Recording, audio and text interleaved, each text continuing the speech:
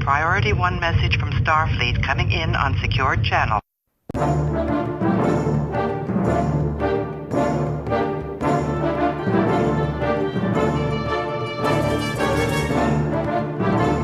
You are listening to the TrekRanks podcast, a member of the Tricorder Transmissions Podcast Network. This is episode 73, featuring the top 5 crossover moments. Welcome, Star Trek fans. I am Jim Morehouse, and I'm the host of the TrekRanks podcast. And tonight, we are continuing our official countdown to Picard, which means Star Trek Picard, the new series on CBS All Access that's coming in January 2020. It's incredible that we're going to be getting more Picard. So as part of the hype before this series debuts, we're doing our 3 straight shows with topics that tie straight into Picard and this series, and this is the second of those 3 shows. Our previous episode was our top 5 Borg episodes, and now here in episode 73 we're doing top 5 crossover moments, because basically the Picard series right now is looking like it's going to be just one big major crossover, big universe expanding event with 7 of 9, and she's returning to Trek, and I really can't put into words how excited I am about that. So with that in mind, we're going to be looking at the greatest crossover moments in Trek history, and we'll get into what all that means shortly in our diagnostic cycle. But first, let's introduce our great panel for tonight's show. 2 returning guests to TrekRanks. First up is Brooke Horton, who was on the show a few months ago for our wacky Abstract 3 topic, which she just crushed it, even though it was such a weird topic. Brooke, great to have you back on. Great to be back. This was a little bit more of a standard topic for you, so a little more straight up. And then also joining us is Jamie McGregor from down in the Australia Badlands. And Jamie was previously on episode 58, our top 5 road trips. Welcome back, Jamie. Thanks, Jim. Delighted to be on another episode of TrekRanks and counting down to Picard. How excited am I? I've got my bottles of Chateau Picard just waiting there to be drunk. And who knows? Oh, yes. I hope that there'll be people out there toasting a glass of Chateau Picard listening to this episode. There'll be many people breaking those open when the series debuts, and maybe while they're even listening to TrekRanks. Okay. So I met both these guys at STLV this past year for the first time, and Jamie was in our studio audience for our STLV roundtable. Yes. Top 5 costumes. So as well as his sister, Lyrian was there. That was great. What are you recalibrating? Everything. It's a sweeping, a recalibration of all systems. Okay, let's get into our TrekRanks recalibration so we can get this show started. First up, as regular listeners will know by now, general order number 1 here at the TrekRanks podcast is that we love Trek. We love to rank Trek via some deep dive topics just to get the conversation started. But what is that Vulcan motto? Infinite diversity. In infinite combinations. And what is diversity? A celebration of differences. TrekRanks is basically just a big old celebration of differences. There are no wrong answers here. It's not about being right or definitive in any way. It's just about sharing the things that we love about Trek. So we love it all, from TOS to TNG, straight through to Enterprise and the Kelvin timeline, and now Discovery and short treks as well. It's all fair game here on the TrekRanks podcast. Black alert. Black alert. And a reminder that this episode of TrekRanks is current through Discovery Season 2 and through 5 of the 6 short treks for Season 2 of short treks at this point in the 700-plus hours of Trek. And then one final reminder, we like to say every week that we use episodes as a shorthand, but the 13 films are always in play as well. Although I was thinking about this, TOS is really not in play tonight because it's the only way TOS is in play tonight is if you picked Star Trek 6 or maybe Star Trek 5 too, because it can't be a crossover because it was just TOS. Right. Yes. To a certain point. Yeah. So I guess it is in play because you could definitely pick Star Trek 6 if you could think of a crossover, which I can't right now. The 2 Starfleet crewmen came walking towards me. Or perhaps they merely wore Starfleet uniforms. That remark is purely speculative. I move that it be stricken. Colonel Worf, we are interested in facts, not theories. If the gravitational unit was not functioning, how could these men be walking? They appeared to be wearing magnetic boots. Anyway, okay, let's. You can find TrekRanks on Net Access Interface, links at TrekRanks.com, and you can contact me directly on Twitter at TrekRanks or at Enterprise Extra. And you can also call and leave us a message with your own picks at 609-512-LLAP. That's 609-512-5527. And if you don't want to leave us a message, you can also just record your own picks and then send me a DM and link me to them. We can do it that way. Okay, so to wrap it up, Brooke and Jamie, why don't you guys let everyone know how they can get a hold of you on the Net Access Interface, Brooke? You can find me on Twitter at A Whale in the Moon. And I guess I said this last time, but you can find me at STLV, which I'd love to find everybody in person. So both, please. We'll have our TrekRanks seating secret location. Hardly anybody there. You can stretch your legs. Front left, stage left, right? Yeah, stage right? Yeah, stage right. No, it's stage right. Yeah, okay. You'll never find us. Okay, Jamie, how about you? How can they track you down? Trek fans wanting to chat, feel free at, I'm on Twitter at JMac_ref, JMac_REF. Okay, let's get into our diagnostic cycle. Diagnostic cycle will be complete in 20 seconds. So what is a crossover moment or event, and how are we defining that for today's topic? So what we're looking for really in this kind of topic is not just a reference or a mention of one series inside another series, but an actual tangible combination of series in one show, where the characters from one show appeared in an episode with characters from a different show. So I'm using this one example. There's a great scene in Prototype, great episode of Voyager. There's this awesome moment where B'Elanna talks about Data, and I love it because she talks about him like he's this 24th century rock star, and I love that moment. It's super cool homage to Data and TNG, but that's not really a crossover because she's just talking about it. So we're looking for actual tangible crossovers with characters interacting from one series to the next. And you can get creative there. You could be the same character played by different actors in two different series, or it could be maybe a relative of a character crossing over in another series, or you can use Q however you want.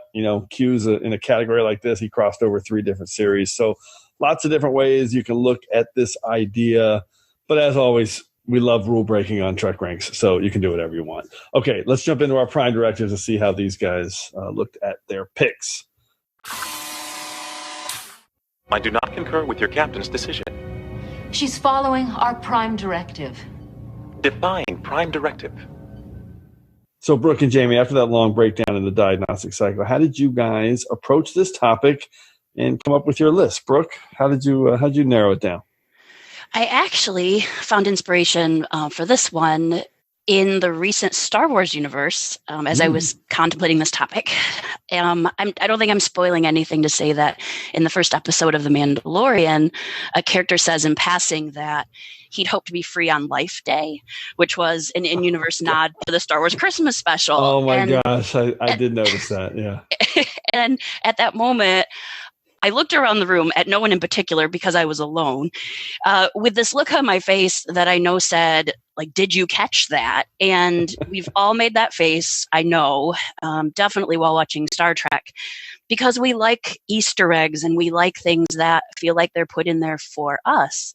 So I looked for crossover moments in Trek that felt special, like they were intentionally put in for the tried and true Trekkies, that when you see them, we would just take this immense delight in seeing the universe that we love sort of blend and overlap. And then once I had a list, I just picked my favorites. Okay, that's awesome. And that Life Day one was hilarious because it pretty much makes the Christmas special Star Wars canon now. Unfortunately. But it's also a good example of what we're looking for, more tangible stuff in this one. Okay, so that makes a lot of sense. I like the way you're looking at it. That's that's kind of similar to what I'm doing in terms of how it expands the universe. Jamie, how about you, man? How'd you break it down? Well, I was similar in the sense that what I love about, this is what the creators have created in terms of a universe that stretches across a bunch of different series. So what is happening now with the Marvel Cinematic Universe and what is happening in Trek. The fact that existed previously is something that I want to celebrate. I tried to narrow down my list by putting some totally unreasonable restrictions on myself, and I decided to go with where it was the same character played by the same actor. So that ruled out things like you just mentioned, like Sarek in Discovery or T'Pau in Enterprise, et cetera, et cetera. So I've gone for where it's the same character, same actor. Originally, I tried to go for like full episodes where the crossover was the real focus of the episodes, but quickly moved away from that. So there's a couple of my list that aren't that. So there you go. That's how I did my work. So I love that element of the Prime Directive because I didn't struggle with it, but I did consider that. I think went a little bit both ways on that, but that's a great way to break it down when you're looking at it, that it has to be the same actor crossing over, not just the same character. That's super cool. And back to you, Brooke. I like the way you said that about the little Easter eggs that they put in there. Some people might call that fan service. I always like to defend fan service. I hate when people just say fan service like it's a unilateral negative, because a lot of times it's really well done. In fact, it's a gift. Most of the time, it's really well done. It's rewarding for people that are super into it, but it doesn't take people who are just casual fans out of it. I love when they do it, and for me, it's very rare that it's over the top and becomes something like that you roll your eyes at. So I agree. It feels like a thank you for sticking around. Exactly. Well said. All right. So I'll say that my Prime Directive was pretty much a straight kind of brainstorm and then picking the ones I really wanted to highlight, which I do a lot. There's, I'll say this. I didn't limit myself to like the obvious crossovers. I considered a few that were a little unorthodox. I found myself kind of gravitating to the quickie crossover moments as opposed to the ones that were, really core to the episode or big, huge kind of ratings events for Trek. There's a little bit of both on my list, but I found myself kind of gravitating toward these crossover moments, these little mini ones, because they were more like the fan service or the cool little thank yous, like Brooke just said. So this is a great topic. There's so many ways to look at it, and we'll see if we have any duplicates or a lot, or we'll probably have a few, but I think our list might be pretty disparate. We'll see. Okay, let's get into the order of things with Third Ramadaclon. I am a Jem'Hadar. He is a Vorta. It is the order of things. As always, just a quick reminder on how we're going to go through the order of things. First, each of us will reveal our 5-word summary and a hashtag to tease our pick. Then we'll announce our top 5 crossover moment and the specific episode in which that appeared and that we're highlighting for that pick. And we'll discuss why it made our list. And then at the end, we'll go through some secondary system selections for the picks that maybe just missed our list. And as always, if we have any duplicates, make sure you listen for the Defiant Torpedoes. Okay, Brooke, let's kick this off with you. What's your number 5 pick for a Trek crossover moment? My number 5 pick, 5 words, computer, activate the EMH program. And my hashtag is, perhaps you'd like an analgesic cream. My pick is the EMH in the film First Contact. I love it. I'm a really big First Contact fan. Both the day and the movie. I absolutely observe First Contact Day as a holiday, and it may be a dinner party, it may be a full tilt party, and I watch the movie faithfully every April 5th. I also love the Doctor, and on every rewatch of First Contact, I get the exact giddy feeling that I had the first time I saw Dr. Crusher, even after swearing she'd never use one, activate the emergency medical hologram in this like really pivotal moment. Lily just woke up and, shit's literally, not literally hitting the fan. It's figuratively hitting the fan. And then Robert Picardo appears and is told to do whatever he can to waylay the Borg, or breaking down the door of sickbay. And I think Bev asks him to create a distraction or a diversion. And of course, we just get the looks that we come to love from him, the expressions. It reminds us of the Doctor when he had just been activated on Voyager. He's acerbic and gruff, and we get a patented, I'm a doctor, not a doorstop. Yeah, I love it. This pick is fantastic. I'm a doctor, not a doorstop. This is, I mean, again, let's to talk about the fan service thing again. This is genius fan service, but it also works. It makes sense. Doesn't take you out of it. You enjoy it. You have a good laugh, but it doesn't quell the tension at all in the scene. It's absolutely perfection. And so is First Contact. Love that movie. And the timing is great, right? Because if you're watching Voyager every week as it's coming out, and then you get to go to the movies and you get to see the Doctor done in bigger budget, I mean, it's just great. Yep. Fantastic. Jamie, what's your take on the EMH in First Contact? With the new uniform too. There he is with the gray uniform. Very little to add to what you guys have said. It's a great moment. If you were watching the movie and had absolutely no idea who this person was or what it was about, it wouldn't take you out of the show at all. But for everyone who's a diehard Trekkie, it's kind of like, oh, that's so cool. Yeah. So yes, absolutely love it. Great pick. And let me just hold on. Let me just scratch that off my secondary systems. Okay. Yes. Good. All right, and it makes perfect sense. I love it. Jamie, how about you? What's your number 5 pick? Okay, so my number 5 pick. I think I may have broken TrekRanks with this particular pick, and I really hope I do. My 5 words are Google, Alexa, Siri, all salute. # authorization not recognized. I am picking Majel Barrett Roddenberry as the computer in over 243 episodes of Star Trek. Crossing over from the very beginning of TOS, where she appeared as the computer in Mudd's Women. I am arguing this is the same character. It is the computer. It is the Starfleet computer across the entire series, voiced by one lady, and being utterly iconic and really an inspiration for these ubiquitous voices of Apple and Amazon and Google that we have today. And I know a couple of episodes of TrekRanks ago you were talking about ways in which in the future, they'll name Jeffries tubes after, if that ever happens. It has to be. It has to be. When they make spaceships that are traveling interstellarly, they have to call them Jeffries tubes. Exactly. And I kind of feel that if it wasn't for what Majel Barrett Roddenberry provided to Star Trek in this voice that provides the glue for the entire franchise, to my opinion, I think a lot of these kind of assistants might not have even happened. To save Jim's stats, I will pick a specific episode. Yes. Originally, I was going to do my hashtag authorization not recognized is from Star Trek 09, which was released posthumously, and it's where the computer can't understand Chekhov's accent, which I thought was a cool moment. Ensign authorization code 95 Victor 2. Authorization not recognized. Ensign authorization code 95 Victor 2. Access granted. But in the end, you should have picked that one. I love it. Okay, what'd you pick? It's a great moment. In the end, I'm going to pick Manhunt, season 2, episode 19. She where talks to herself. There you go. So there you go. And I can't imagine, has Manhunt been picked on TrekRanks yet? I'd be worried. I am very confident in saying this is the first ever Manhunt pick on TrekRanks.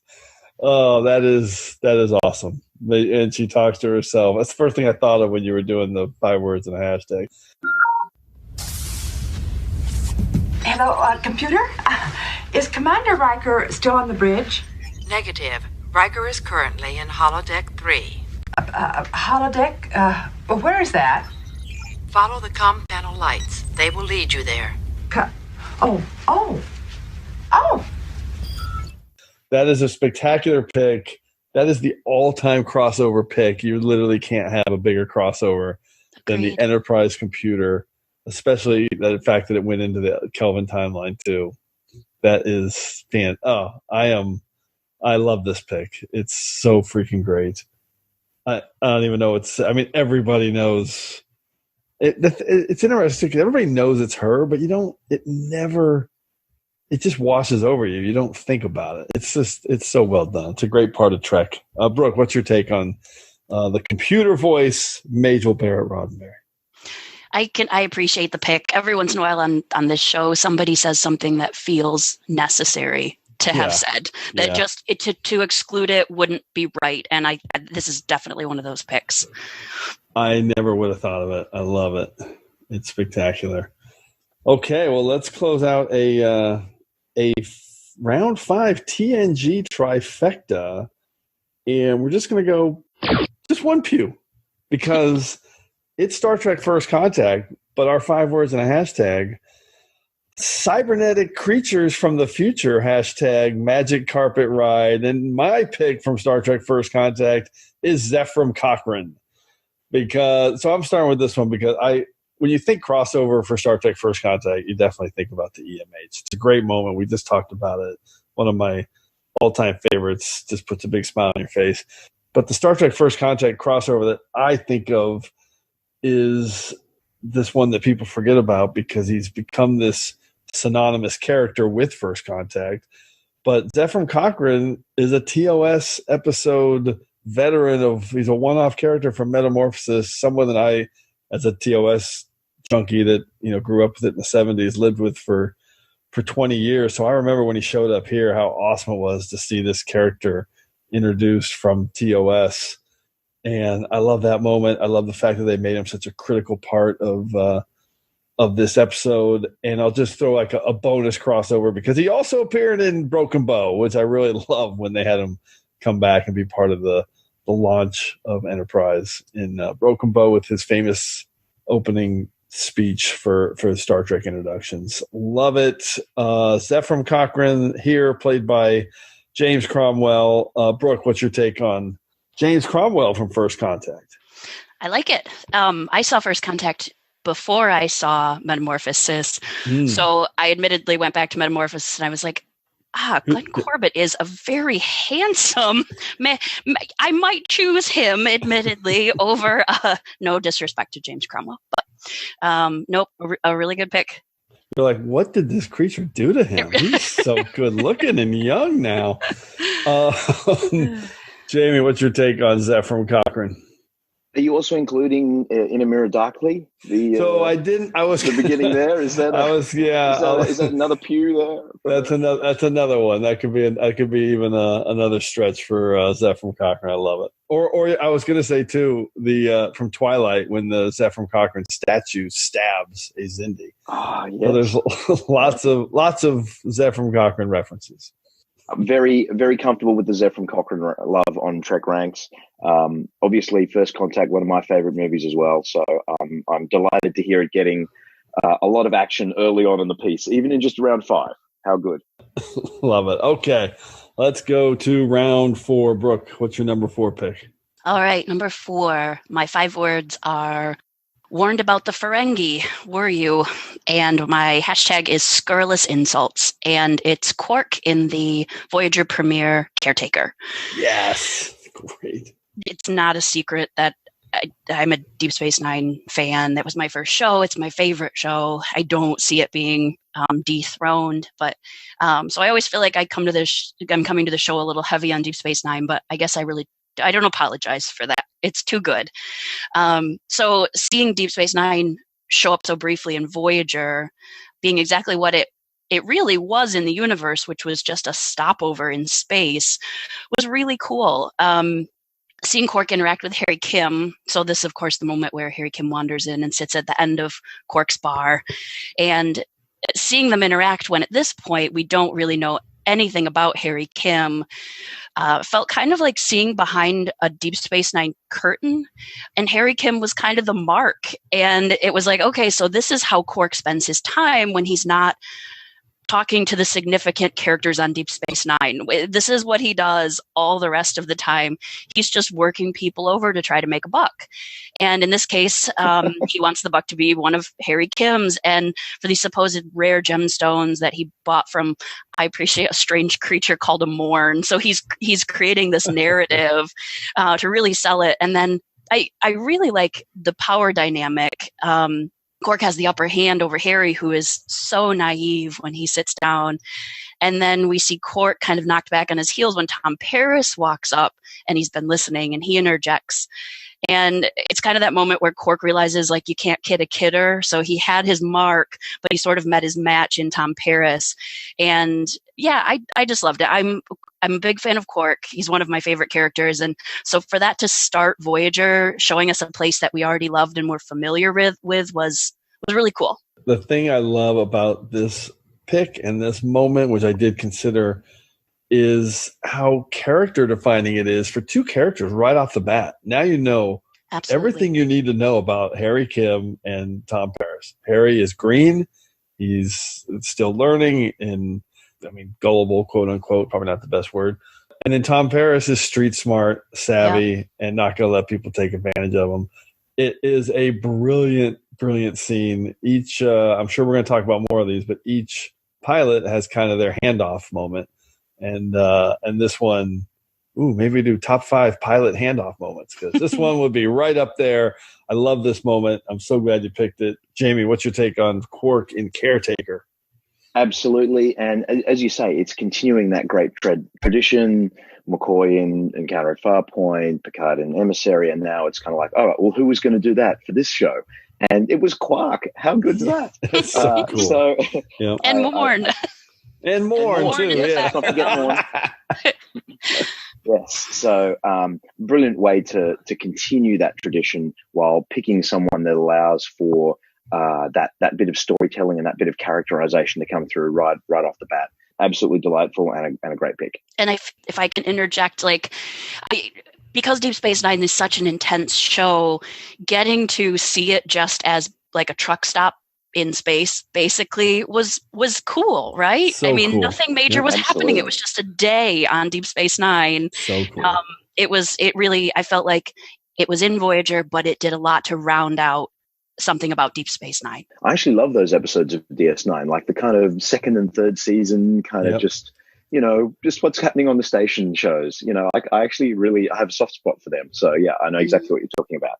It's an underrated element of the show. And again, I kind of scoff when everyone says, but it doesn't go anywhere. I'm like, yeah, that's the point. It's awesome. It's really cool.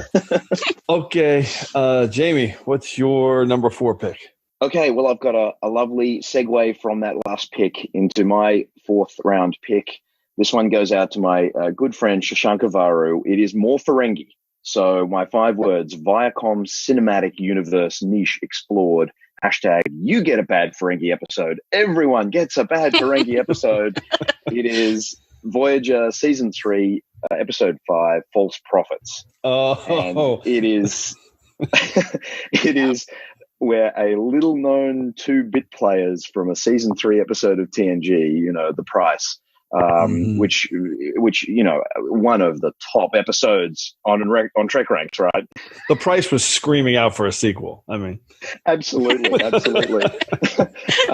And it wasn't the kind of creepy, unctuous Devanani Rao who comes back. No, it's the 2 buffoons stranded in the Delta Quadrant. I believe the first mention of the Delta Quadrant in Trek, actually, in what is a great moment in The Price, when I love the moment when their jaws drop as they see the sort of wormhole disappears and these 2 Ferengis are stranded.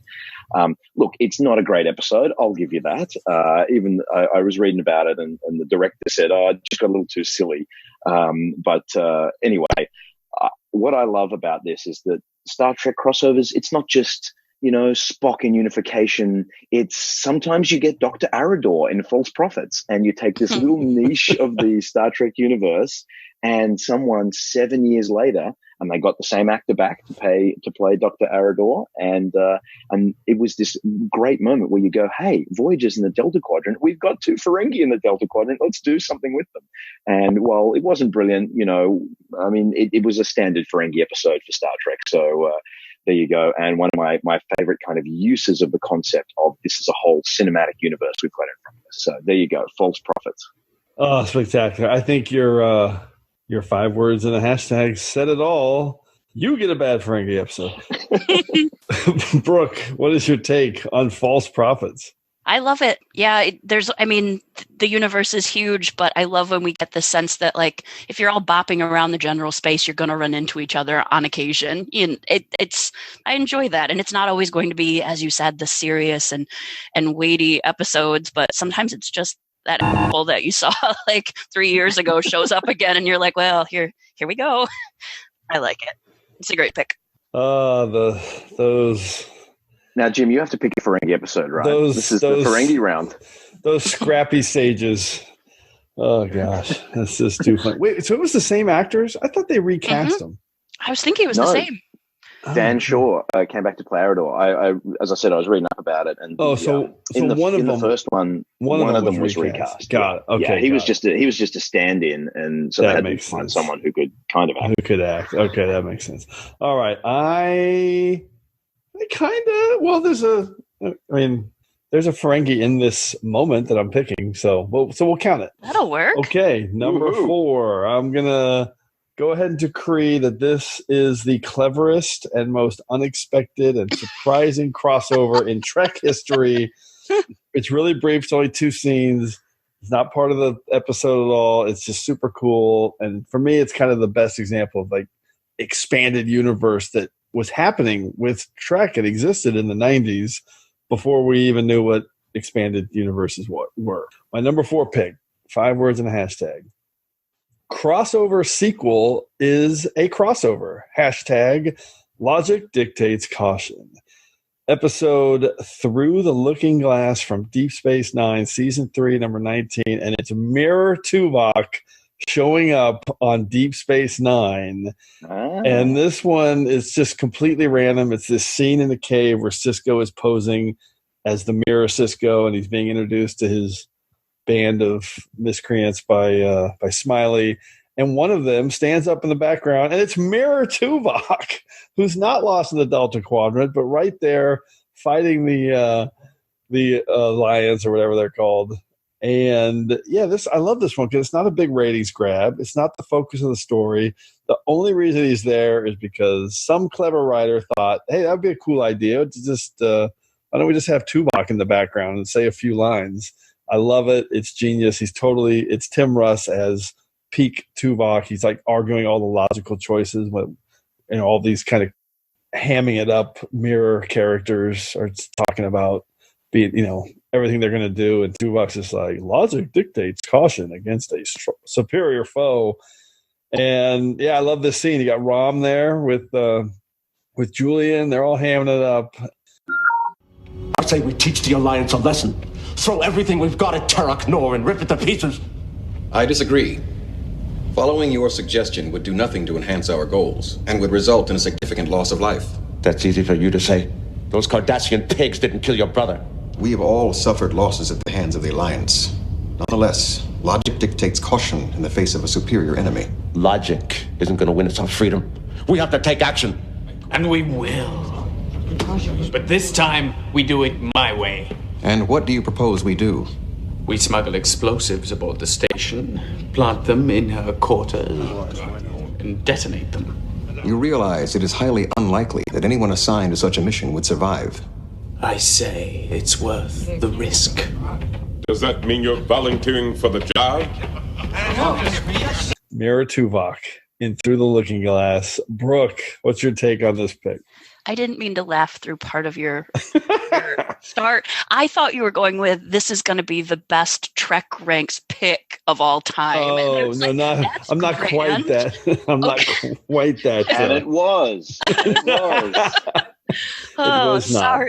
Sorry. So I don't know a ton about the production part of it. I guess I kind of assumed that maybe Tim Russ directed or was around for some reason, but I mean, as far as we know, they brought him back just to do that bit. It's the one thing. It was right at the beginning of Voyager, so it was in the first season of Voyager. So I'm assuming Rick Berman or someone was like, "Hey, get someone from Voyager over there." So he's here getting his paycheck, so we can cross pollinate and just because they are smart like that. They were He was just hanging around at the craft services table, and they were like, "Hey, grab your stuff and get in this thing." He was in HR. He was updating his W-2 or something. But again, because I'll say this, so the consistency of the characters, what I love, because in the second part of his scene, Sisko's like hamming it up, and he's like, I got a plan. And he with a big arm, he's like, listen up, like everybody come in and listen. And everyone leans forward, like really big and hammy. And Tuvok just stands there, does not lean forward. He keeps standing, which is perfect. That's what Tuvok would do. So I don't know. I just love this one because it's so small and inconsequential. Jamie, what's your take on this? Great stuff. I love the episode. Regardless of this particular moment, I mean, it's a great episode because even though everyone is chewing the scenery left and right, as they do in the Mirror Universe, still a fantastic way to bring back Jennifer and have that Sisko-Jennifer relationship play off and kind of a different way through. And it was kind of a fascinating, literally through the looking glass at a different reality and to sort of delve into some of those things from Sisko's perspective. So, look, great pick, great episode, and classic Tuvok, who's, of course, one of my favorite Voyager characters. So, great pick.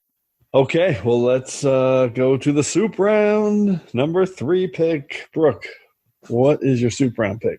All right. Round 3, 5 words. I was on the Saratoga. And my hashtag is Sisko Never Blinks. And that's the meeting of Commander Sisko and Captain Picard, one of the handoffs that we were just talking about. Yes. If TNG was written to avoid conflict and tension between the characters, Deep Space Nine made up for it in spades. It's amazing.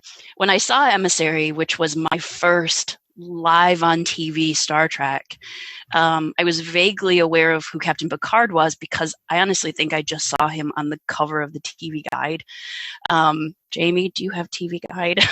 Do you have an equivalent?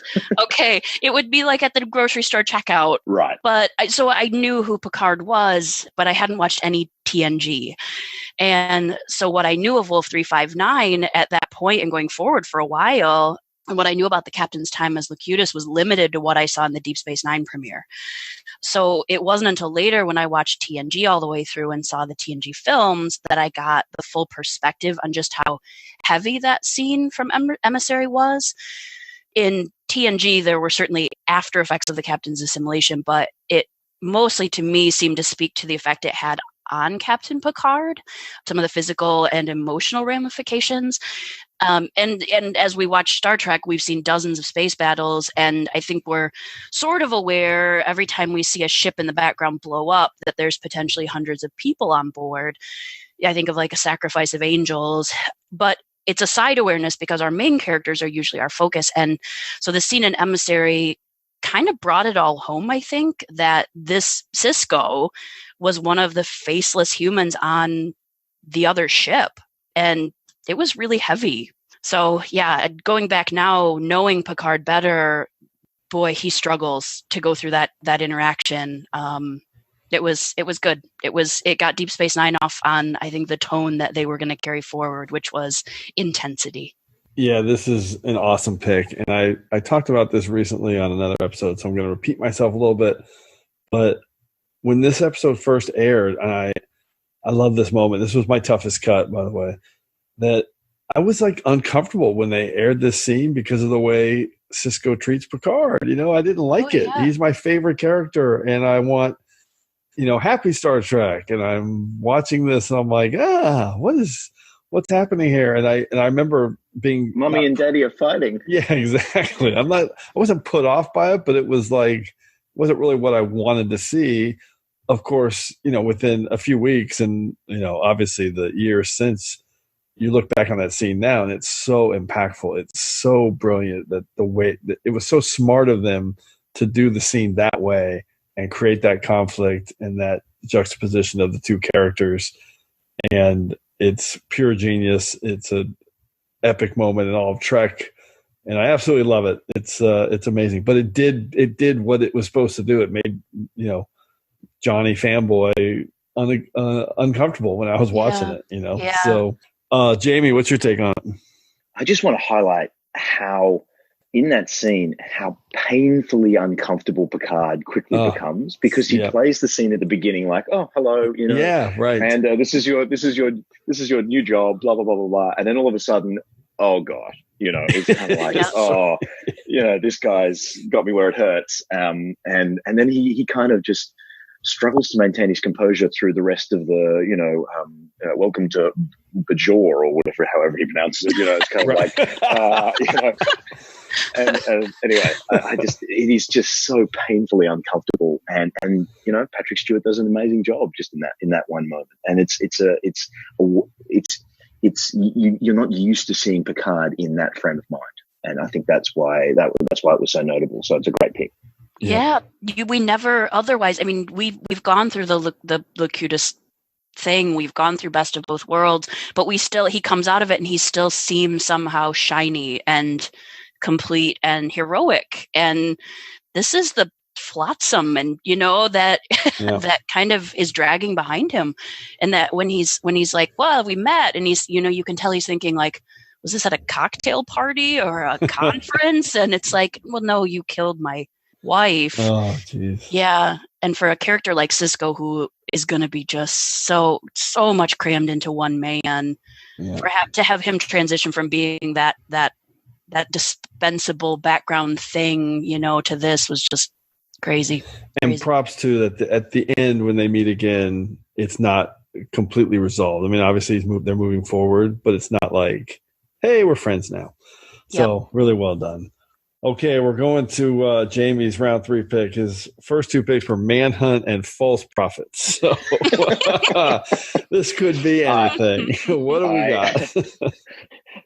I do want to appear on TrekRanks again, so I've moved for the soup round. Ironically, I'm picking some meat and potatoes. Okay. And so I'm staying with Voyager, though. It is my 5 words are Voyager issue episode done right. # oh, we've all done the Scarecrow. It is season 2, episode 18, Death Wish. Great pick. Which is one of my favorite Voyager episodes. And no, we did not have TV Guide primarily. And if we had something similar to that, Trek would not have been on it because it was bastardized on television, shown very late at night, out of order. Yeah. And one of the very first Star Trek things I ever actually owned, someone gave me a present of the VHS of Dreadnought and Death Wish. And in 1996, I viewed them a lot. And so I have come to love Death Wish as an episode of Voyager. And I actually think it's, regardless of that, whether or not it's Stockholm Syndrome or what, I think it's one of the best Voyager episodes of all time. I think it was, obviously, it's got the euthanasia parable, which was fascinating and put, difficult philosophical questions in front of Janeway. But it also spoke about other things, the role of dissenting voices in the society and the degree to which they could be, silenced. And there's a line from the second Q, when they visit the Scarecrow and the house by the side of the road, and I just thought it was a beautiful performance by Garrett Graham. And I remember this line where he says, "They don't dare feel sad. If only they could, that would be progress." And I remember going, "Wow, this is making me think about things I hadn't, previously thought about." Obviously, John Delancey and Garrett Graham play beautifully off each other. I was delighted to see him, Garrett Graham, at STLV last year. And from my point of view, a great way, and as a crossover episode, to get both Q and Riker in the same episode. I thought that was important we mentioned that. And it set up Q on Voyager, where Q just, ever since Sisko punched him in the chops, it was very clear that this was going to be a different relationship, and so it set it up nicely in a different way. So there you go, Death Wish. It was a brilliant way to bring Q into, like, they kind of failed on Deep Space Nine with Q, and then this one is just a home run. It's one of the best Q episodes. And so is your moment Riker when he just shows up? Because to me, that's what I think of when this is as a crossover episode. Yes, there you go. Yes. But it's the whole. But it's everything, because you got Q as well. So it's kind of the appearance of Q, because there's growth here for Q, and I think that's awesome. The writers are very clear that they didn't just want to put Q into a situation where he was just causing mischief and mayhem again. It was kind of like, let's actually put something in front of him where, and effectively he is forced to argue the opposite side of all of his behavior throughout TNG. here is someone who shouldn't be a maverick. He needs to keep the order of the Q continuum, et cetera, et cetera. And so that was a fascinating way of placing Q in a different place. And so anyway, I thought it was great work. I love it. I said this on our last episode. I won't say what the episode I was referencing, but it was a Q episode that I said, yeah, this is going to be on my top 5 Q episodes. And I'm going to say that again. Whenever we do top 5 Q episodes, I'm saving this one for that. Brooke, what's your take on Death Wish from Voyager? I'm really glad that you picked this. I don't want to sound like a broken record from my Majel Barrett comment, but honestly, I think this one is one of those important episodes that needs to get mentioned. I remember being at a conservative little private school when Dr. Kevorkian was all over the news, and I remember what I was told to think, and I remember what I actually thought on my own. And then to see this, I didn't see this when it aired, but to see it some years later, I really appreciated the exploration of what they talked their way around. This is what I want Star Trek to do. I hope that it helped inform people, on personal choice, and the struggle. And it's a really wonderful episode. I know that my previous TrekRanks buddy Jeff had just done a Q poll, and I think this one carried on pretty close to the end. So good stuff. Thank you for picking it. I love it. That's Jeff Owen, who is on. No one thanked me for false prophets. I got to say, seriously, I feel bad. Yeah, that was that one will be remembered for all the wrong reasons. Okay, no, we don't do that on TrekRanks. Shut up, Morehouse. No wrong answers. Here we go. No wrong answers. Let's close out the soup round. This is my round 3 pick. It's another short cameo appearance that I just love, and I couldn't keep it off my list. This one, as opposed to the Tuvok one, this one is kind of an event appearance. It was designed to mark a special occasion and garner some buzz. My number 3 pick, 5 words and a hashtag. Familiar face captain's USS Challenger, hashtag Geordi versus Chakotay. It is Voyager's Timeless Season 5, Episode 6. It's Episode 100 of Voyager. It's my number 2 all-time episode on Voyager ranks at TrekRanks. And it's Captain LaForge showing up in Timeless. And it's a super brief appearance. He's only on screen as he's trying to chase down Chakotay as they try to change the timeline. And I just love it. It feels super organic and smart, and it fits right into the continuity of Trek. And there's this great kind of back and forth between Geordi and Chakotay. It's super respectful, and they're at odds a little bit, but it also adds some context to what Chakotay and Harry are doing, this crazy mission to reset the timeline. And Geordi, it's nice because Geordi basically says that I'd probably do the same thing, for my crew in that position, but I gotta stop you. So normally with Geordi's not one of my all-time favorite characters. We talked about the series engineers on episode 23 of TrekRanks, but here, man, I want to see more of Geordi LaForge, the awesome starship captain, because I love him in this role. His performance is super amazing, and this one he did direct the episode, so I'm sure that kind of came into play a little bit with him doing it. But I think that as a crossover moment, I think this one's kind of forgotten because Timeless is such a great episode on its own with Voyager crashing on the ice planet and everything else going on. I think people kind of forget, oh yeah, Geordi was in that episode too. So, okay. What's your take on that one, Brooke? I appreciate your picking the Geordi crossover where he isn't an ass. I didn't say that. That's my feedback. Okay. All right. I didn't say that. Jamie, how about you? Timeless. Well, one of the great episodes of Voyager, and is this the one where Garrett Wang says that Robert Picardo announced to everyone after a particularly intense scene, "Garrett, you can act." Tells that at the convention circuit, which is great because it's one of, it's Harry Kim's finest moment for sure, and a great episode, great little moment there with Geordi. And again, it's the kind of thing where we have seen so many admirals, captains, people on view screens over the years. If you didn't know who this person was, you'd kind of go, oh yeah, fair enough. And everyone else just gets a little tickle of delight out of it. So a great moment and a great show. A well-defined crossover moment. All right, let's go to round 2. Brooke, what's your number 2 pick? All right, number 2, 5 words. This may take some time, and my hashtag is his ship, James T. Kirk. And it's Trials and Tribulations because I couldn't not pick it. Love that you picked this. I couldn't help it. Since Deep Space Nine was my first Star Trek, this one interestingly worked in reverse for me.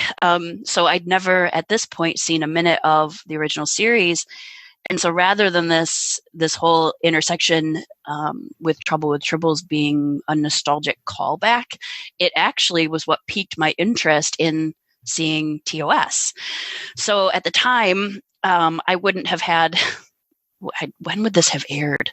Would this have been 90? What? It was right. It was like 97. I think it was before Timeless, so it was okay. It was like 97, I think. So I was watching them. At night, and on I don't even remember the channel. I don't even remember the night. But at the time, I wouldn't have had a clue how to locate a single episode of TOS. So it took until I was in college and my Netflix discs would be delivered to my dorm room and I could finally see the original source material that Trials was paying homage to. So since then, I've watched them together so many times because I really don't tend to watch one without the other right after. And I love that it was such a project of love for the writers. It's completely obvious. They paid attention to every detail that I talk about my Prime Directive. It's all of the, oh my God moments, the whole thing. They paid attention to all the details. We get, the continuity of Charlie Brill returning as Darvin, so that kind of meets Jamie's Prime Directive. We get what I love is all the exchanges between Odo and Worf about Tribbles and their history with the Klingons, which the Trouble with Edward has just added to. It's just enriched that whole thing. We get a good montage, and I feel like I said this last time. I'm a stupid sucker for a montage in anything. And we get the preparation montage where Dax is wrapping her beehive and Sisko's pulling on his sleeves and everyone's suiting up to kind of fit into the 60s. And I especially love, some of the detractors have always talked about how visually dark Deep Space Nine is. And I love that in this episode, it's such a contrast to the bright lights and the bright colors and everything on TOS. It's like a perfect 50 minutes of television. So what else can I say? That's a great summary. And as you said that, I remembered that because I was thinking of Timeless was the 100th was special because it was the 100th episode of Voyager.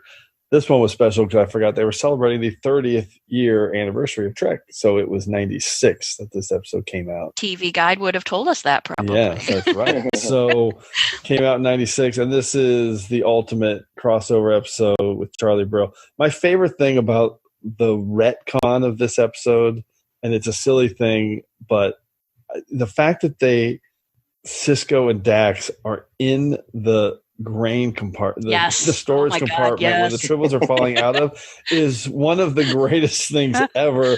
And the fact that last Tribble that bounces off Kirk's head was thrown by Dax just blows my mind. That is such a amazing thing that they did for every detail. Every detail was attended to. Yeah, that's genius. Jamie, what's your take on this all-time classic episode of Star Trek? This is one of those TrekRanks moments where people go, look, I didn't pick it because I was sure someone else would pick it. And then, when no one picks it, you go, damn it. And I'm just Measure delighted. Of a man. I'm just delighted that I didn't pick this and it got picked. But I think the summary of the perfect 50 minutes of television pretty much says it all. It is a delight from beginning to end. Crossover moments. I mean, you could do a TrekRanks episode of your top 5 crossover moments in that show. Yeah. So seriously. What a great one. And you wouldn't have any duplicates. I love it. Excuse me, Captain. Here's tomorrow's duty roster for your approval. Lieutenant Benjamin Sisko, sir. I've been on temporary assignment here. Before I leave, I just want to say it's been an honor serving with you, sir. Jamie, okay, how about you? What's your round 2 pick? Okay, well, we're sticking with DS9. My 5 words, God bless Robert Hewitt Wolf.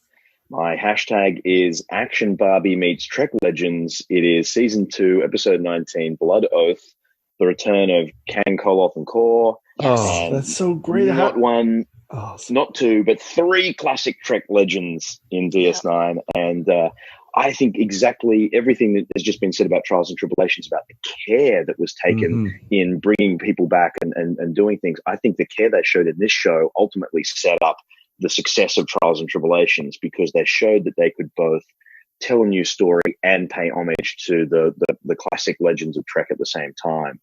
And I will also say for DS9, they went again with a bit of a bold choice, because in the same way that Jim was a little disturbed by that Picard Cisco reaction, I must admit there's a little bit of me that's disturbed that is that delightful Dax actually going to head off to kill someone in cold blood? Yeah. Yes, no, she is, and yes, they saved her at the end from having to, plunge the final blow in, but there is that uncomfortableness about, are we actually going to make that character choice for this character? And they bought in 100%.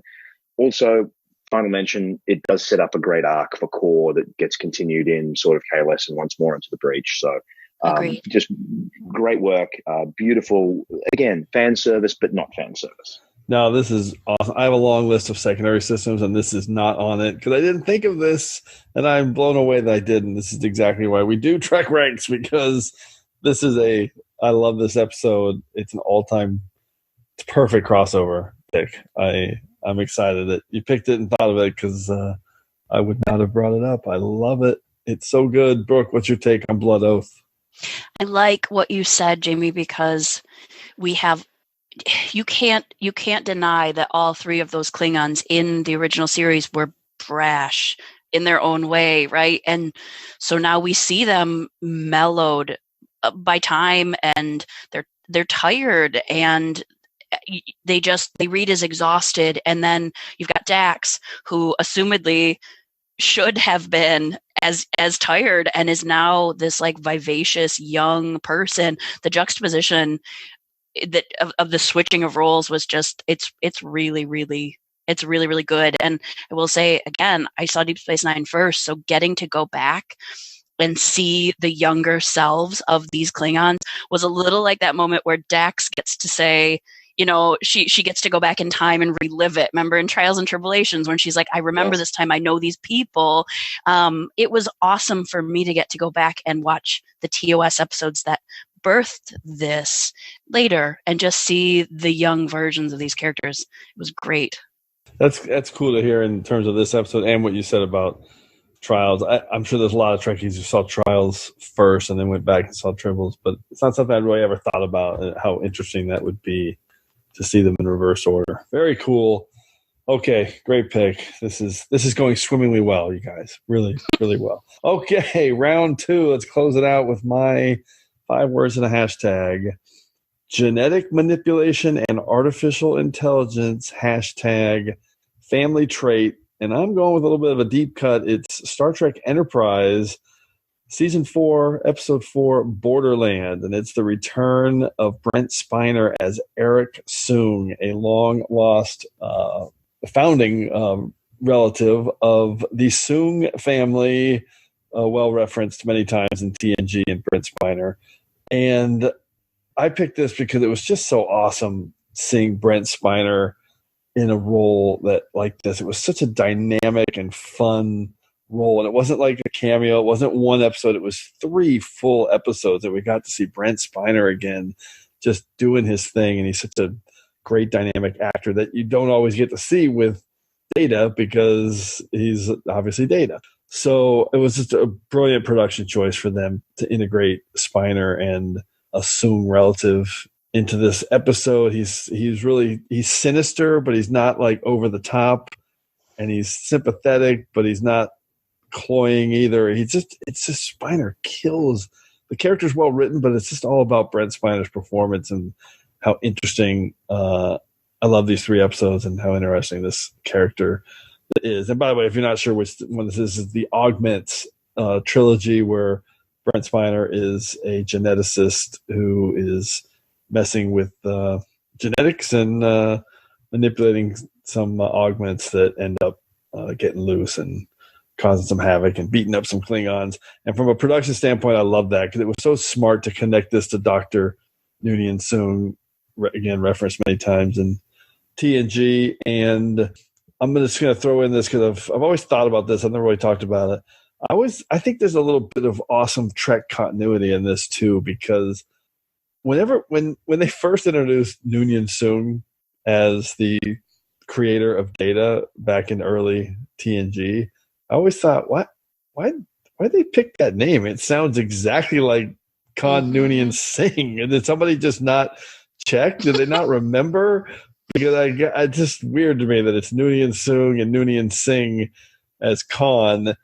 But once this episode came, I went, oh, well, now it makes perfect sense because Eric Soong was a geneticist who was totally into that stuff, that somewhere down the line, one of his offspring, he would name Noonien Soong. It all makes sense. I love that. I just, now it makes sense. Noonien Soong, Noonien Singh, it all makes sense. All right. And I love the final scene where the giveaway, of course, at the end of this is the final scene where he's back in jail and Eric Soong says, yeah, artificial intelligence. Maybe I should look into that.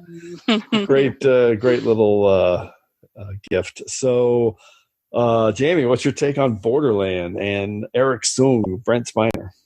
One of the best little what would you call them? The kind of the 3-episode kind of, those little trilogies. It's little mid-season trilogies. Trifecta. Yeah, season 4 of Enterprise, full of them, and this is when just before they get cancelled, we start getting our straps, right? And anyway, I mean, here's my question to you: Is there a member of the Soong family that is yet to be played by Brent Spiner? I mean, could we find? I think there are a few more relatives out there that are yet to be played, and with the potential for all of the Borg and artificial intelligence playing a part in Picard, well, who knows? I mean, we know Data's back, so maybe there's another Soong person that could be played in Picard. I wouldn't bet against it. Yep, it still could happen. I think the only one is his android mom, but Juliana Tainer, or whatever her name was. Brooke, what's your take on Enterprise and Borderland and Brent Spiner returning? Truthfully, I've done one watch through of Enterprise, and it was some years ago, and so I don't remember this. Oh, you're gonna love it when you watch it again. Yeah, but I'm currently doing a tandem rewatch of TNG and Enterprise, so I'll get here soon. And you've definitely teased it, so I'm excited. I'm excited to go back. It's a fun one. Okay, let's go to our round 1 picks, our top 5 crossover moments. Brooke, what's your number 1 pick? I think we may have actually made it. I think I may have at least cleared it to the end of this without a duplicate because I cheated kind of on this one. So it's unlikely that someone else picked it. It is a touch more of an Easter egg in a way. But my number 1 pick is 5 words, a memento of Prime Spock. And my hashtag is loudly crying face emoji. It's the end of Star Trek Beyond. And I guess in a way, it's also nodding to Leonard Nimoy's participation in all of the JJ verse movies. But the end of Star Trek Beyond is really special to me. And while Leonard was not in it, he was in it. And so I agree with you, Jim, that a Star Trek movie for me is great when at its core it's just a great episode of Star Trek. I don't need anything else out of it. And in this case, I really loved that Beyond was a familiar narrative from TOS. It was the well-intentioned, pristine Starfleet officer who falls afoul of one of the following, space or isolation, fate, whatever. And that narrative made for some really great episodes of the original series. And for me, that narrative is exactly why Beyond made a great movie. Specifically getting to my crossover, when we reached the final scenes and things were finally being resolved for all these characters, because it kind of skipped from one to the next. I felt really emotionally spent in all the best ways at that point. in the theater seeing this, and I felt like kind of the ride was more or less over at that point. Kirk is talking to the Admiral about, he's finally decided space is where he belongs, and it feels like we're wrapping everything up, right? And then we see Spock, and then we see Spock open that box, and then we see Spock pull out that etched case, and when he slides open the lid and there's that like slow light that spreads across the picture of the original crew in their monster maroons, and we hear a trumpet, like a soul trumpet, play those few measures of the TOS score, which felt honestly a little like taps. I just had tears streaming down my face in the theater. The first time that had happened to me in a Star Trek movie in the movie theater, it felt like we'd kind of circled back home with the whole thing.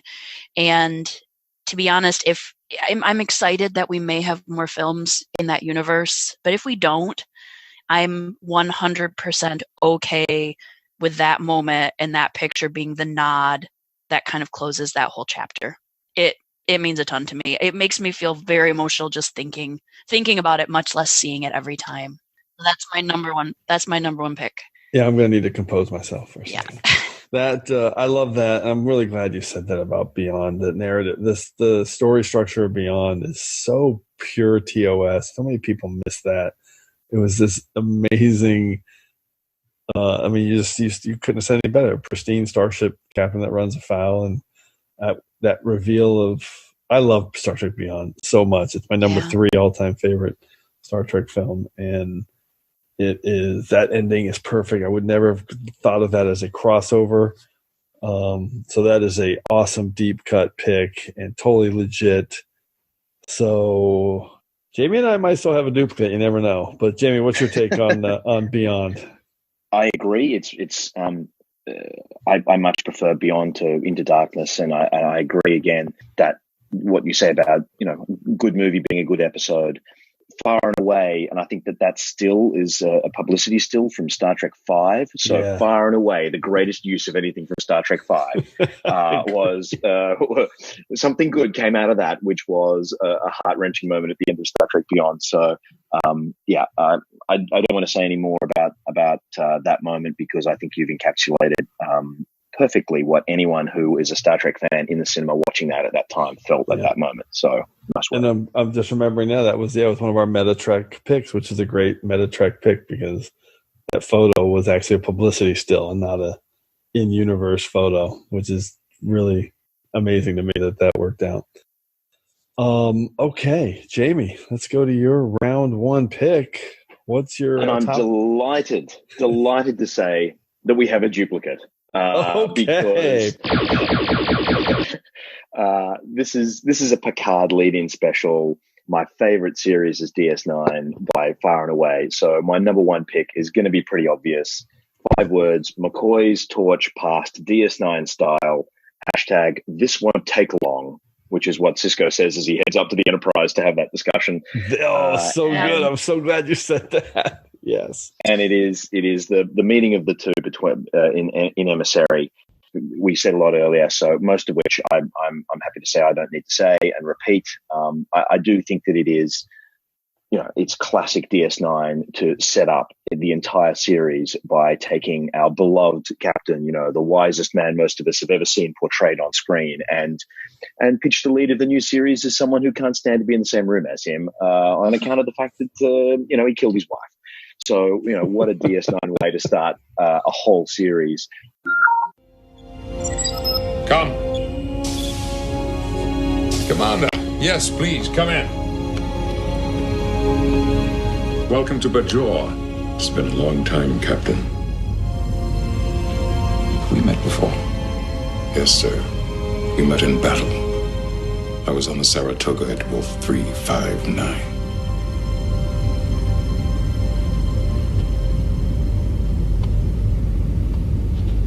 I assume that you have been briefed on the events leading to the Cardassian withdrawal.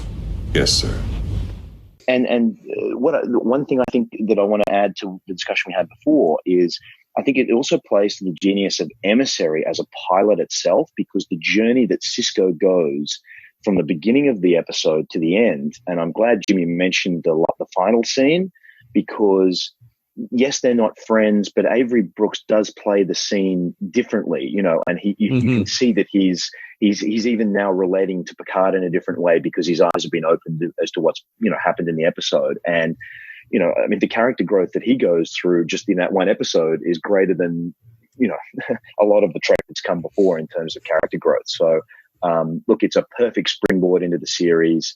And for me, it's a perfect springboard into Picard, because I'm delighted to see how Patrick Stewart, having done such a fantastic job in that scene and being Picard, to see how he goes in the new series. I just can't wait. So that had to be my number one pick.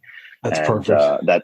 That bit where he shakes his hand and looks at him and says, "Good luck, Mr. Sisko." You know, well, good luck, Patrick Stewart, and good luck for Picard from my point of view. So there you go. I mean, an awesome pick. I'm definitely worthy of a duplicate. Brooke, any final thoughts on your end on Emissary? Not at all. I'm just glad we both picked it. Yeah, I'm glad we could heap on the praise for that moment. Perfect fit for our Picard prep, and I'm glad you picked it too, because your 5 words in a hashtag might just lead to my number one pick, which is 5 words in a hashtag. She'll always bring you home. Hashtag emotional handoff. My episode, of course, Encounter at Farpoint from TNG Season 1, Episode 1. And it is the scene with Dr. Leonard McCoy and Data. And for me, this is kind of that first scene gets me every time. And by gets me, I mean I'm bawling every time. It's a short moment. It's like that first time we've had New Trek. So it's your first kind of pilot official handoff. I think about it a lot. It was just perfectly filmed. McCoy's makeup is perfect. The way they introduce it, the script, the everything from I don't see any points on your ears, boy, but you sure sound Vulcan. I just love everything about this moment. It was Trek's return to TV after 20 years, and it was for me again a TOS fan from the 70s to see McCoy in that role and doing the handoff. It just really got me, and I knew this was going to be on my list and ended up in the number one spot. So it's a new ship, but she's got the right name. Now you remember that. You hear? I love this moment. Well, it's a new ship, but she's got the right name. Now you remember that, you hear? I will, sir. You treat her like a lady. She'll always bring you home. Brooke, what's your take on McCoy in Encounter at Farpoint?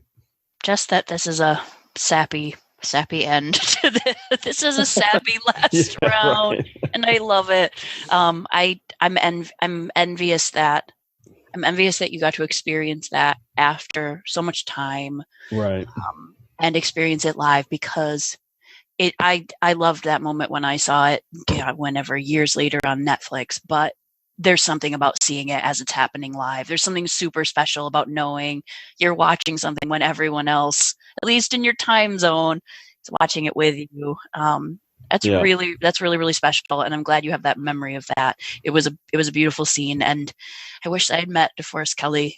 And I'm not sure that I would have, if he's not Bones in real life, I'm not sure I would have absorbed that, because his character is just so pure, so purely perfect. Good call. Love it. Good summary. Jamie, how about you on Encounter at Farpoint and McCoy? I love that you had that in your hashtag. Can we assume that scene was written by DC Fontana? I hope so. I think that's a great shout. Yep. Yeah, and so that would be it's a nice tribute as your final pick, because what a great moment of, and it's fine. We've now mentioned we've mentioned the Quark handoff. We've mentioned we've mentioned the Picard handoff. in Broken Bow, we've also mentioned the Zephyrin Cochrane appears as well. Yeah, yeah. So we've mentioned all of them now across the show, which I think is entirely fitting. And it is the McCoy one that started it off and was the most heartfelt and the most touching of all of them. And I'm delighted you picked it. Yeah, and I'll add that it worked too because I was let's say I was 20 years old at the time, so I was in that age where it was like, hey, can't do new Star Trek. We did new Star Trek. What? But I watched it, of course, and I'm trying. It helped move the needle for me, right? So when I saw that, I was like, oh, okay, yeah, I love it. Okay, let's run through some quick secondary systems and rattle off some of the picks that just missed our list. Brooke, what do you got? Anything that hasn't been mentioned yet? A couple. I have Tuvok's flashback when he goes back to his time with Captain Sulu and Commander Rand. Yes, and Kang was in that too. Yeah, that was I really appreciated that. I did have Blood Oath because I mentioned that last TrekRanks, and I think it was my temporal causality. I'm kind of stuck in that one, but it's that good. I do have that as a original Deep Space Nine fan. Miles O'Brien to me was always this like amazingly fleshed out character, and then I would go back and watch TNG, and I'm like, he's just the guy in the in the transporter room. So I love that TNG fans that then watch Deep Space Nine got to see him fleshed out, from having known him before. That's a great shot because that's basically all of DS9 is basically a TNG crossover because of that. I love that. With Worf and Keiko and So I'm happy for those. I'm happy for the people that got to watch it in the order where they were rewarded with more of characters that they loved. And then my other one, which we can't really speak to a ton, but I'm going to mention is all the TNG folks that we're going to see on Picard. Because I'm really geeked about it. So here it comes, and Voyager as well. I love it. Jamie, how about you? Of course, we've got a few secondary systems. I scratched off the Doctor in First Contact, but there's still the moment with the Doctor in Dr. Bashir, I presume, when the image appears in DS9. Relics, of course, yes. I know, not a favorite of Jim's on account of Geordie being a bit of a dick. But come on, you can't argue with the scene. No bloody A, B, C, or D. I mean, that's one of the great Trek moments, right? I've got Scotty on my secondary systems too. There you go. Other ones, Bashir on TNG, I think in Birthright.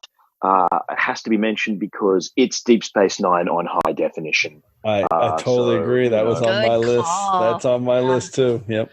And my last two would be Quark appearing. I think so. He's now been on as the character, not just Armin, because he was on TNG's Firstborn in this great little scene with Riker, where you hear, of course, Riker's been on DS9 gambling at the table and taking Quark for everything he's worth. And what is he? He gives them these vouchers and has to void the vouchers in order to get the information they need. I thought that was a great little moment there with Quark. So, and my last one, of course, which for me was one of my top scenes in a cave from a previous episode, which is the end, which is unification, and just when Spock walks around the corner at the conclusion of part one, man, chills. This is everything you want as a Star Trek fan. So I didn't want this show to go without a mention of unification as a crossover. So that's perfect. I had most of those on my list. Was definitely going to highlight Spock and unification because that is a big one, and I think a lot of people will have that on their list. I also had Prime Spock in the Kelvin timeline, but did not think of it for Beyond. So I love that you did that, Brooke. And my toughest cut I mentioned before, just to highlight it again, is Picard and Emissary. So that's basically almost a triplicate because I almost had that on my list too. We got Admiral Janeway in Nemesis. I love that moment. Yep. We've got all the Barclay stuff from Voyager, especially Pathfinder was really special.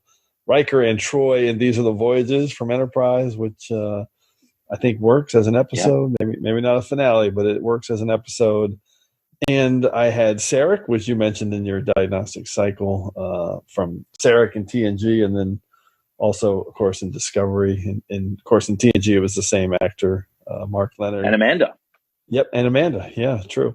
And my special shout out was going to be to Quark and Caretaker and Firstborn, but you guys both mentioned them.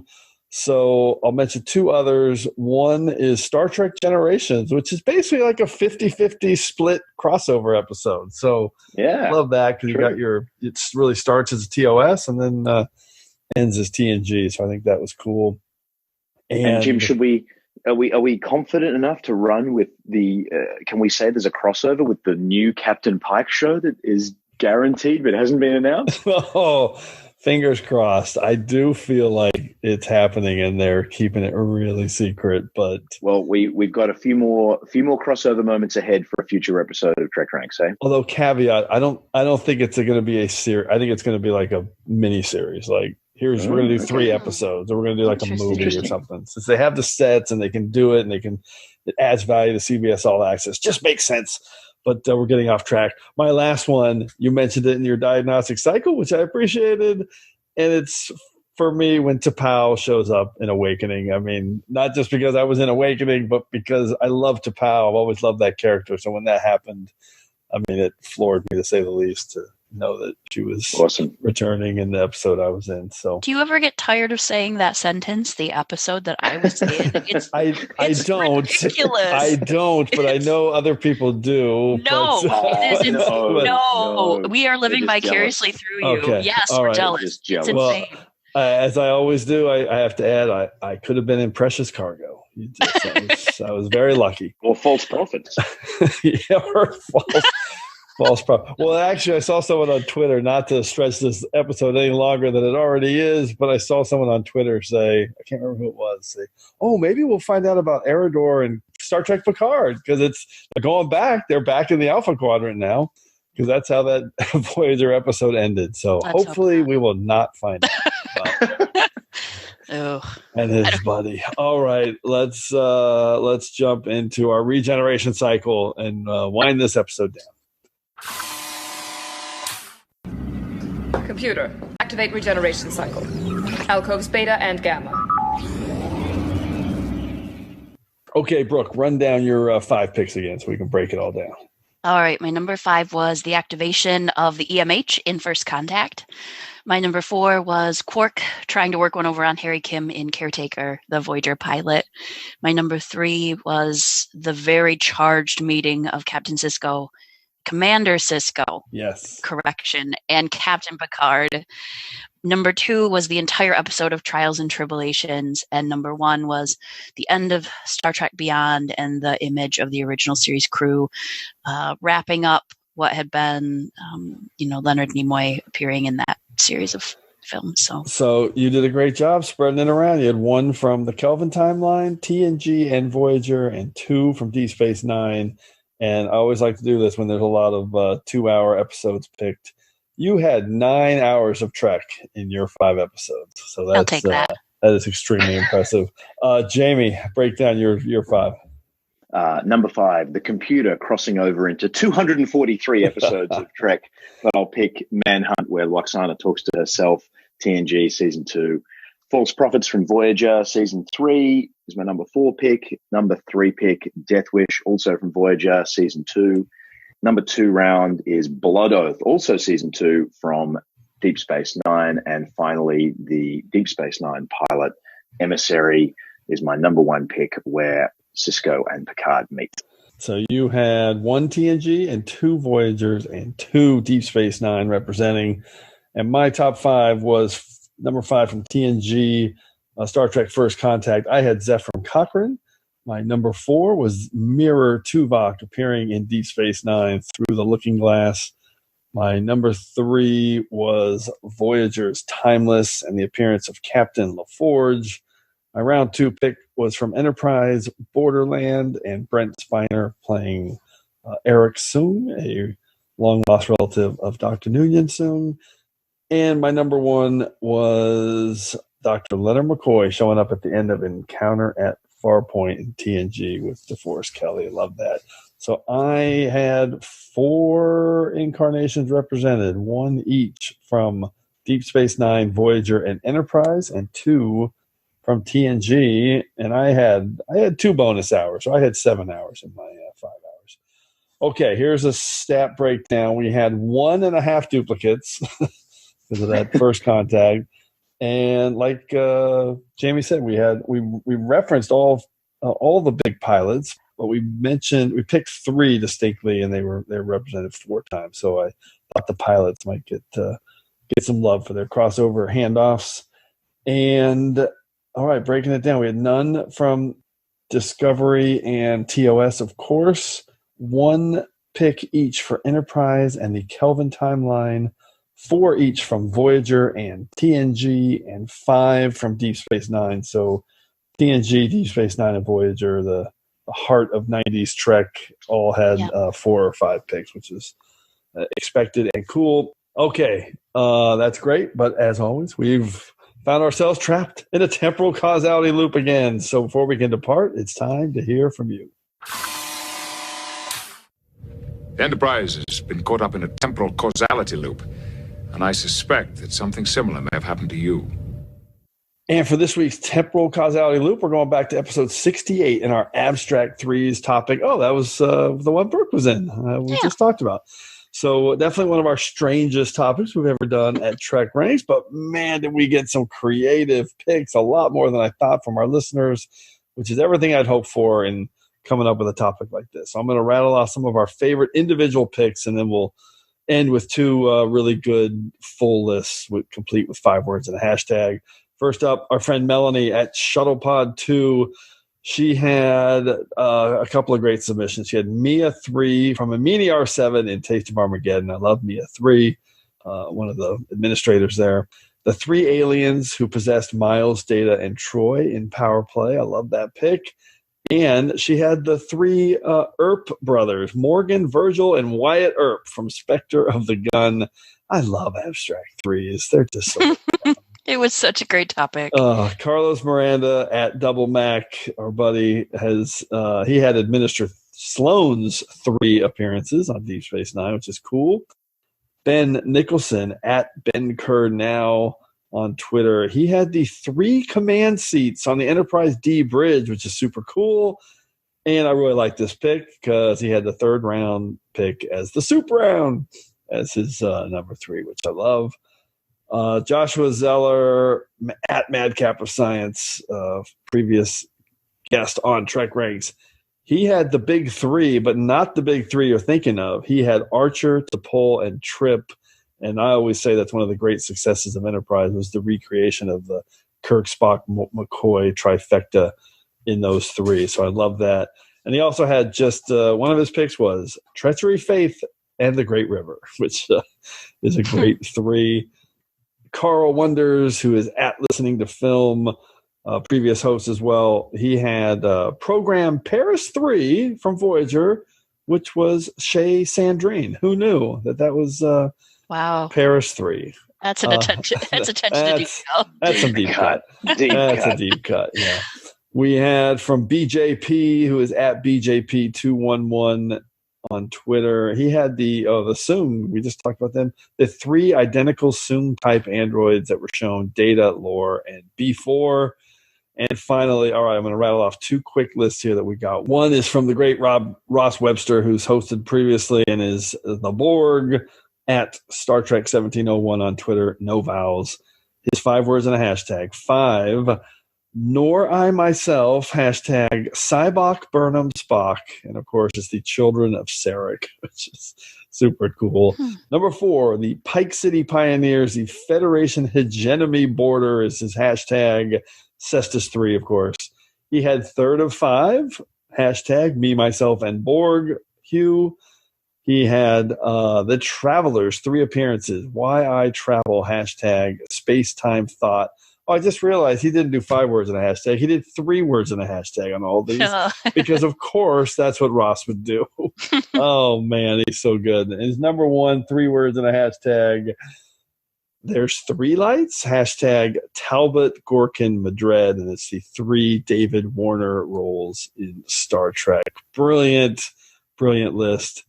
All right, one more. Our friend John Krikorian, who's the host of the great At Trek Profiles podcast. It's number 5. I Love Lucy is on. Hashtag Velcro. And, of course, the 3 Vulcans in Carbon Creek. I got to speak some Klingon here. Number 4, okay. Wecha Dus Cha Ba, which is 5 words. Hashtag Blue Cloud. And I love this pick because it's the 3 Klingon D7s that were attacking Voyager in the motion picture. His number 3 pick, we are going down there. Hashtag Standard Equipment, Phaser Communicator Tricorder. I love that. Really clever pick. Number 2, 000 Destruct 0. Hashtag It Takes 3. Hopefully you know what that is reference to. Number 1, Spare Me Your Human Platitudes. Hashtag Lived Long and Prospered. And it's Mark Leonard who appeared. It was the first character to play 3 different, first actor to play 3 different species: Romulan, Vulcan, Klingon. Great list of 3s. I love it. All right, I'm going to give you one more because it's a good little. It's from Alex Perry, who's at Alexander T. Perry, and all 3 of his picks here are excellent previews for some upcoming Star Trek, not just Picard, but some others. So he had the 3 animated TV shows. Hashtag Get in before they announce a 4th. So he's we've got so it's going to be 3 animated TV shows, and there probably will be a 4th at some point with Lower Decks coming and the Nickelodeon show. 3 big stars on the Federation flag. Hashtag But Maybe Not Forever, and that's the new flag that we've seen on Discovery Season 3 that's coming up, and 3 returning TNG co-stars on Picard: Riker, Troy, and Data. Hashtag Every Trek Ranks list must have Picard hype. That's what we're doing here today. Picard hype. All right, that was a long temporal causality loop, but obviously more than enough to break us out of this week's loop. So we appreciate everyone sending their feedback. We got a ton of good ones for Abstract 3. Hopefully you'll keep those lists coming. Genius topic selection, Jim. Thank you. It was a lot of fun doing that one. We got some more crazy ones coming up. So keep your lists coming to me at TrekRanks on Twitter so we can retweet them. But we also want to hear from you. So put together your own list of top 5 crossover moments, or a list from any of our past shows. Send them to me and call us here at the Tricorder Transmissions at 609-512-5527. That's 609-512-LLAP. Or like I said before, just record your own list and DM me and send it over. We can do it that way too. Hopefully we'll hear from you so you can be featured on the next episode of Trek Ranks and on the next episode of Trek Ranks. It's probably not a secret at this point. We're closing out our Picard series preview shows with the most obvious episode of Trek Ranks ever, and the one that probably shouldn't have taken 74 episodes to get to. It's my all-time favorite character in the history of Star Trek. It's our top 5 Jean-Luc Picard episodes. So Brooke and Jamie, this is tough. You got to choose one Jean-Luc Picard episode off the top of your head. What's it going to be, Brooke? I'm picking First Contact. Yes, the film. It's a great one for Picard, to say the least. Jamie, how about you? First Contact. How can you go past it? Just the I'm conscious nowadays. Everything is Marvel, superheroes, and just remembering how much time Patrick Stewart must have spent in the gym with his biceps, just so that he can, grab what he needs to above the Borg Queen. He put a lot of effort into that movie, so I think that needs to be recognized. Fantastic. I think if this is top 5 Picard episodes, Jim, is it? Yep. I'd have to pick The Inner Light if I was going to pick my favorite Picard episode. It's a classic. If it was moments though, I'd take the Resican flute solo, where he's playing that in the Jeffries tubes. I just love that. I love the actual piece of music, and it's just that's a great callback at the same time as kind of like a sequel to that massive episode. And anyway, so I just love those two. Obviously, we'll talk about this. Whenever we do our character episodes, we always say, listen, we're calling it episodes, but it could be moments. It really depends on what you want to do for your Prime Directive. I can tell you right now, I'm going a little deeper on this one. We just did Borg episodes, and if you've listened to that or not yet, my Prime Directive was a little broad, was a little more straight. It was like I didn't skip any of the biggies. I went for the big prominent ones. And this one we're going to go a little bit deeper, but I can't wait to do it. Can't wait to listen to it. All right, guys. Let me just start by thanking you guys, Brooke Horton and Jamie McGregor, for coming on the show. Really appreciate you guys taking the time. Any final subspace communications you guys want to relay before we depart, Brooke? I don't think so, but getting asked to do this is always, it's delightful. So thank you, and hope to come back again. Well, thank you for making the time. Jamie, thanks for coming on from the Australian Badlands. Yes, from the Australian Badlands. Well, you've been recently in the Badlands. I'm glad to see you made your way out and back to the US. No, thanks for the invitation. Love TrekRanks. Are there any better words in the English language than "and on the next episode of TrekRanks"? ... I do love that. I love that part of the episode because it's fun to know there's another one coming. 100%. All right. Thanks, guys. And thank you for engaging with us here on episode 73 of the TrekRanks podcast. As always, I want to close by saying I'm looking forward to standing with you again here in this place where I belong. If I may say so, it's been my special pleasure to see many new officers like yourself come through these portholes. Your parents must be very proud, my boy. You know, on an occasion like this... I'm really not interested. Interested? You were about to try to sell me something, right? I was merely going to suggest that your parents might appreciate a memento of your first mission. And you happen to have several to choose from? I do carry a select line of unique artifacts and gemstones indigenous to this region. Why, quite recently, I acquired these lobi crystals from a very strange creature called a Morn. We were warned about the Ferengi at the Academy. Warned about Ferengi, were you? That's right. Slurs about my people at Starfleet Academy. What I meant was... Here I am trying to be a cordial host, knowing how much a young officer's parents would appreciate a token of his love on the eve of a dangerous mission, and what do I get for my trouble? Scurrilous insults. Well, somebody's going to hear about this. What's your name, son?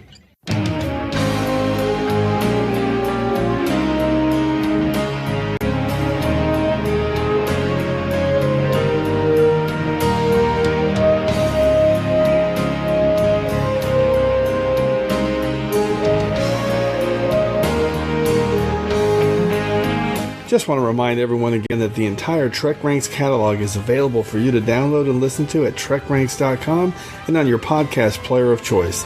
Our episodes never get carbon dated, so check out the topics you've missed and maybe just want to listen to again over at TrekRanks.com. And a reminder to check out our friends 5-Year Mission at 5yearmission.net. They're writing a song for every episode of Star Trek, and you won't believe how great their music is. They also have a podcast at the Trek Geeks Network, so seek them out. You won't regret it.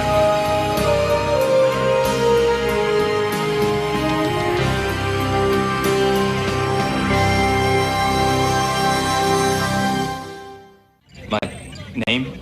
You have one, I presume? Kim, Harry Kim, but I... And who was it at the Academy who warned you about Ferengi? You know, I think a memento for my parents would be a great idea. Oh, no. Really? What are these? Would make a great pendant for my mother. Or cufflinks for your father. Cufflinks. Great idea. They're not for sale. Now, inform your commanding officer that the Federation Council can expect an official query. How much for the entire tray? Cash or credit? Dazzling, aren't they? As bright as a Collaton diamond. Brighter. Hard to believe you can find them on any planet in the system. That's an exaggeration.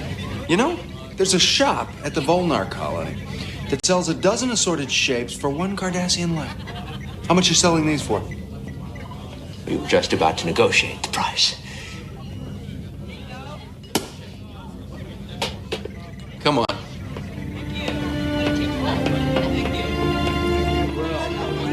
Thanks. Didn't they warn you about Ferengi at the Academy?